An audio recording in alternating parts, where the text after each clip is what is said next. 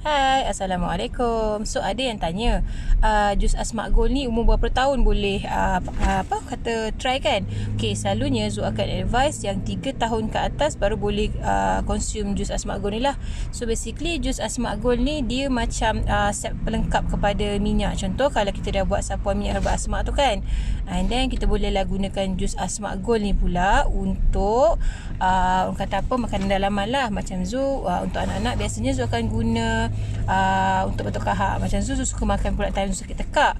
And Zu pernah ada satu pengalaman customer cikgu sekolah, dia pernah sakit tekak sampai tak boleh mengajar, and Zu suggest dia untuk ikhtiar dengan jus ni lah. Alhamdulillah 2 hari dia consume, nampak perubahan. Even anak murid dia pun cakap cikgu dah boleh cakap kan. So Zu mula-mula pun susah juga nak orang kata percaya, tapi bila Zu pun cuba ikhtiar dengan rawatan alternatif jus Asma Gold ni, alhamdulillah berkesan, and memang insyaAllah membantu untuk melegakan masalah batuk kahak ataupun sakit tekak. So kalau tengok ramuan ni kat sini pun semua terdiri daripada kata apa, ramuan semula jadilah. Cumanya kalau yang pregnant tak digalakkan minum lah, sebab dia ada kandungan ginseng kan, takut tak serasi dan tak sesuai.